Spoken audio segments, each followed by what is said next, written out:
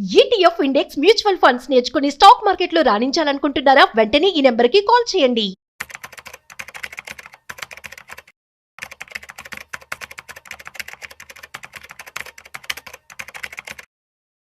ఈ మధ్య credit risk funds Nifty కంటే ఎక్కువ జనరేట్ చేస్తూ ఉన్నాయి. అసలు క్రెడిట్ ఫండ్స్ ఇంత ఎక్కువ ఎలా జనరేట్ చేస్తూ ఉన్నాయి? సో ఈ విషయాలు కూడా మనతో చెప్పడానికి ఫైనాన్షియల్ ఎక్స్పర్ట్ సుందరాం రెడ్డి గారు ఉన్నారు. సో వారి మాటలో మరింత సమాచారం అడిగి తెలుసుకుందాం. హాయ్, హలో, నమస్తే, welcome to business buzz with Rajeev Pasupuleti on Suman TV. Hi sir, నమస్తే. నమస్తే. యా సార్, ఈ మధ్య మనం చూస్తున్నట్టయితే క్రెడిట్ రిస్క్ ఫండ్స్ అనేవి నిఫ్టీ కంటే ఎక్కువ పర్ఫామ్ చేస్తూ ఉన్నాయి. అసలు ఎట్లా సాధ్యం అంటారు? బేసికల్ గా క్రెడిట్ రిస్క్ ఫండ్స్ అనేది డెట్ మ్యూచువల్ ఫండ్స్ అండి అవి. అంటే క్రెడిట్ రిస్క్ ఎక్కువ నాట్లు ఇన్వెస్ట్ చేస్తాయి. అవును. మామూలుగా అయితే త్రిబుల్ రేటింగ్ ఉందనుకోండి, క్రిసిల్ రేటింగ్ త్రిబుల్ ఉంటే అవి safe and more guarantee returns అని లెక్క అనమాట. ఓకే. అండ్ ఉందనుకోండి, అవి దాంట్లో రిస్క్ కొంచెం ఎక్కువ ఉన్నట్లు లెక్క అనమాట. అందుకని క్రెడిట్ రిస్క్ అంటే ఆ పదంలో ఉన్నట్టు క్రెడిట్ రిస్క్ లో ఉన్నాయి అనమాట. అంటే తక్కువ సేఫ్టీ ఉన్న క్రెడిట్ ఫండ్స్ అనమాట ఇవి, డెట్ ఫండ్స్ అనమాట ఇవి. ఇలాంటి వాటిలో ఇన్వెస్ట్ చేస్తే న్యాచురల్ కొంచెం ఎక్కువ రిటర్న్స్ వస్తాయి మామూలు వాటితో పోల్చుకుంటే. బేసికల్ ఇప్పుడు ఇండియాలో డెట్ ఫండ్స్ లో ఉండి నాకు 100% గ్యారంటీ కావాలి అనుకుంటే it's none other than the government of India equity గీయడం. మీరు ట్రెజరీ బిల్స్ కొన్నారనుకోండి, టీ బిల్స్ అలాంటివి, అది సాక్షాత్ గవర్నమెంట్ కి ఇచ్చేస్తున్నాం. కాబట్టి ఇంకా డిఫాల్ట్ అవటం ఏమి ఉండదు కదా, బట్ రిటర్న్స్ లోయెస్ట్ ఎత్తాయి. ఎందుకంటే 100% guarantee backed by the government of India కాబట్టి. నాకు ఇంకొంచెం ఎక్కువ కావాలనిపించింది అనుకో, మనం బ్యాంకులకు ఇస్తాం. ఎవరు గ్యారంటీ ఇస్తారు? RBI. But up to 5 lakh వరకు ఇస్తుంది గ్యారంటీ, ఎక్కువ ఇవ్వదు. అందుకని ఆర్బీఐ మనం బ్యాంకులో పెట్టినప్పుడు టీ బిల్స్ తో పోల్చుకుంటే కొంచెం ఎక్కువ వస్తుంది. ఓకే, కాదు నాకు ఇంకా ఎక్కువ కావాలి, డెట్ ఫండ్స్ నాకు ఇంకొంచెం ఎక్కువ కావాలనిపించింది అనుకోండి, అప్పుడు ఏంటంటే నాన్ కన్వర్టబుల్ డిబెంచర్స్ అని రిలీజ్ చేస్తూ ఉంటారు. లైక్ పవర్ కంపెనీస్ ఉన్నాయి కదా, వాళ్ళు ఫ్రీక్వెన్సీగా డబ్బు కావాలి కదా వాళ్ళకి, వాళ్ళు లంచ్ ఎన్టీపీసీ కావచ్చు, లేకపోతే పవర్ గ్రిడ్ కావచ్చు, పవర్ ఫైనాన్స్ కార్పొరేషన్ కావచ్చు, ఇలాంటి వాళ్ళు నిరంతరం ఈ నాన్ కన్వర్టబుల్ డిబెంచర్ లాంచ్ చేస్తూ ఉంటారు. వాళ్ళు బ్యాంకులతో పోల్చుకుంటే లేదు, ఒక 0.5% ఎక్కువ ఇస్తారు. అంటే మనం 7.5 అట్లా ఎక్స్పెక్ట్ చేయాలి. బ్యాంకులు 6 ఇచ్చినాయి అనుకోండి, వీళ్ళు 7 దాకా ఇస్తారు. సో వీళ్ళు కూడా డిఫాల్ట్ అవర్ గ్యారెంటీ డబ్బు ఇస్తారు. వీళ్ళందరికీ త్రిబుల్ రేటింగ్ ఉంటుంది బై డిఫాల్ట్. ఇక్కడ ఎక్కువ నాకు ఇంకా ఎక్కువ కావాలనిపించింది అనుకోండి, అప్పుడు ఏదైనా కంపెనీ అన్నోన్ కంపెనీలో లాంచ్ చేశారు అనుకోండి, వాళ్ళు డబ్బు కావాలనుకోండి, వాళ్ళు 9 దాకా ఇస్తారు. ఎందుకంటే అది అన్నోన్ కంపెనీ, ఎవరు ఇన్వెస్ట్ చేయరు, ఎందుకంటే నీకు హిస్టరీ లేదు కదా. ఫస్ట్ వాళ్ళు అటెన్షన్ గ్రాప్ చేసుకోవడం కోసం. అవును, కొత్తగా లైక్ అన్నోన్ హౌసింగ్, లేటెస్ట్ గా వచ్చిన హౌసింగ్ ఫైనాన్స్ కంపెనీస్, లేటెస్ట్ గా వచ్చిన మైక్రో ఫైనాన్స్ కంపెనీస్, వాళ్ళకి డబ్బు కావాలి, వాళ్ళ దాంట్లో ఎవరు ఇన్వెస్ట్ చేయరు కదా. అందుకని వాళ్ళకంటే రిస్క్ ఎక్కువ కదా. అలాంటి వాళ్ళు రఫ్ గా 9% దాకా ఇస్తారు, 9 to 10 దాకా ఇస్తారు, 9 to 10%. అంటే with in the debt funds, debt అంటేనే 1% క్యాపిటల్ గ్యారంటీ ఫండ్, వాటిలోనే గవర్నమెంట్ వాళ్ళ టీబీల దగ్గర నుంచి, అది 1 year bond, 5 years bond, 10 years bond ఏదైనా కావచ్చు, గవర్నమెంట్ కి వడ్డీకి ఇచ్చే దగ్గర నుంచి అండ్ ప్రైవేట్ కంపెనీకి ఇచ్చే దగ్గరకి టోటల్ ప్రాసెస్ లో ఈ క్రెడిట్ రేటింగ్ కంపెనీస్ వాళ్ళు ఇచ్చిన రేటింగ్ బేస్ గా తీసుకొని మనకు అంత రిస్క్ మనం అనలైజ్ చేసుకుంటూ పోతాం అనమాట. సో ఈ క్రెడిట్ రిస్క్ ఫండ్స్ అన్ని కూడా గవర్నమెంట్ టీబీల్ అంటే దాంట్లో పెద్దగా పెట్టవు, పూర్తి సేఫ్టీ ఉన్నట్లు పెట్టవు, రిస్క్ తీసుకొని ఎక్కువ రిటర్న్స్ వచ్చేసాడు పెడతాయి. అందుకని వీళ్ళు పెట్టాలి అంటే లేదు, లోవర్ క్రెడిట్ రేటింగ్ ఉన్నట్లు చూసి పెడతాయి ఎక్కువ డబ్బుని. నేచురల్ లోవర్ క్రెడిట్ రేటింగ్ అంటే ఎక్కువ రిటర్న్స్ ఉంటాయి కదా అవి.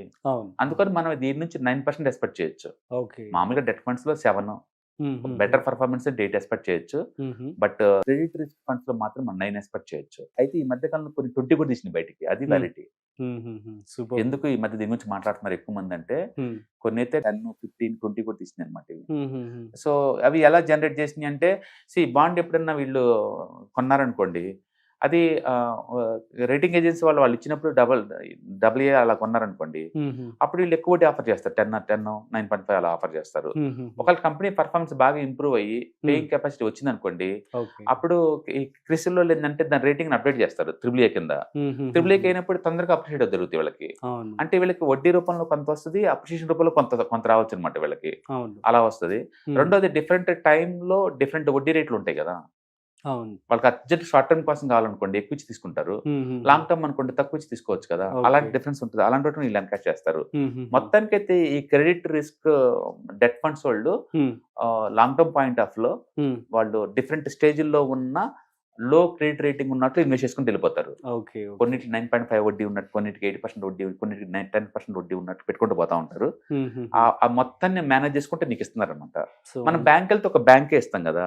మీరు ఇలాంటి క్రెడిట్ రిస్క్ ఫండ్స్ లో, డెట్ ఫండ్స్ లో పెట్టారనుకోండి, వాళ్ళు ఒకదాని కాదు, ఒక 20-30 కంపెనీలకి స్ప్రెడ్ చేస్తారు రిస్క్ ని డైవర్సిఫై చేస్తారు.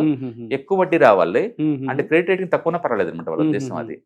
అట్లా అయితే ఒకప్పుడు కోవిడ్ అప్పుడు ఏంటంటే ఆ కోవిడ్ టైంలో పేయింగ్ కెపాసిటీ లేక స్ప్రెడ్స్ ఎక్కువ ఉండేవి. అది 2 to 4% మధ్య ఉండేది.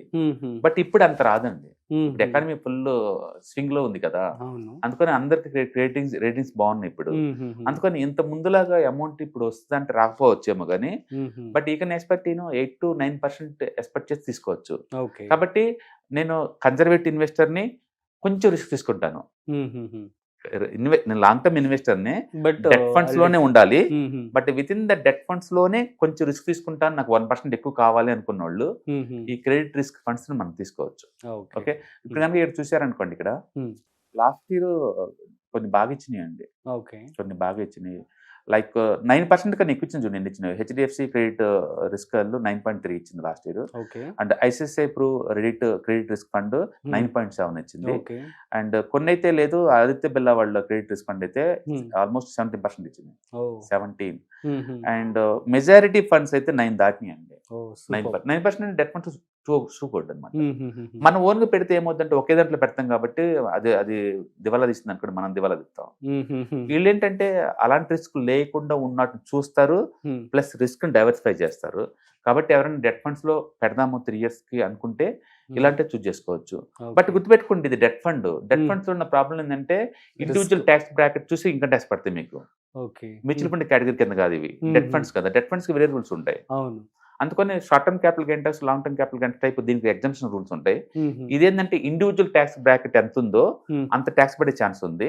అంటే less than 3 years లో నువ్వు బయటకు పోతే ఎగ్జిట్ లోడ్స్ కూడా వేస్తారు. ఈక్విటీ లాగా 1 year కాదు దీంట్లో. అందుకని మీరు 3 years లోపు బయటకు పోకుండా ఉండడం బెటర్ అనమాట. మీరు 1 year లో బయటకు పోతేనేమో 3% వేస్తారు పెనాల్టీ. 2 years లో బయటకు పోతే 2% వేస్తారు పెనాల్టీ.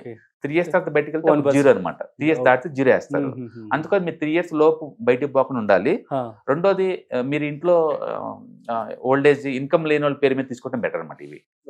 ఎందుకంటే ఇండివిజువల్ ట్యాక్స్ బ్రాకెట్ మీద బట్టి ట్యాక్స్ వేస్తారు కాబట్టి అలాంటివి చూసుకుంటే బాగుంటది. ఏదైనా సరే డెట్ లో ఉండి స్టిల్ 9% సంపాదించుకోవచ్చు అనుకున్న వాళ్ళకి ఇలాంటి మ్యూచువల్ ఫండ్స్ బాగుంటాయి. కొంచెం స్టడీ చేస్తే ఎందుకన్నా బెటర్ ఫండ్స్ దొరకచ్చు. డెట్ ఫండ్స్ బాగుంటాయి బేసికల్ గా, ఫిక్స్డ్ ఇన్కమ్ లాగా ఉండాలి అనుకున్న వాళ్ళకి ఇలాంటివి తీసుకుంటుంది. బట్ ఇది గుర్తుపెట్టుకోండి, 3 years ఖచ్చితంగా మీరు ఉంటేనే మీకు అది వర్త్ అనమాట. లేదంటే బయటికి పోతే ఎగ్జిట్ లోడ్స్ చేస్తారు. Super sir, thank you so much. Yeah, so guys అర్థమైంది కదా. సో క్రెడిట్ రిస్క్ ఫండ్స్ అనేవి మంచిదే. మీరు అందులో ఇన్వెస్ట్ చేస్తూ 9% రిటర్న్స్ కనుక కావాలి అనుకున్నట్లయితే మాత్రమే ఇన్వెస్ట్మెంట్ చేసుకోండి. బట్ కొంచెం రిస్క్ అయితే ఉంటుంది. సో అది మీ యొక్క ఓన్ రీసెర్చ్ కూడా మీరు చేసి తర్వాత మీరు స్టార్ట్ చేసుకోండి. మీకు ఏమైనా డౌట్స్ ఉన్నట్లయితే ప్లీజ్ కామెంట్ చేయండి, మేము మీకు రిప్లై ఇస్తాము. ఇలాంటి మరిన్ని ఇంట్రెస్టింగ్ కాంటెంట్ కోసం చూస్తూనే ఉండండి Suman TV. Thanks for watching. This is Rajeev signing of.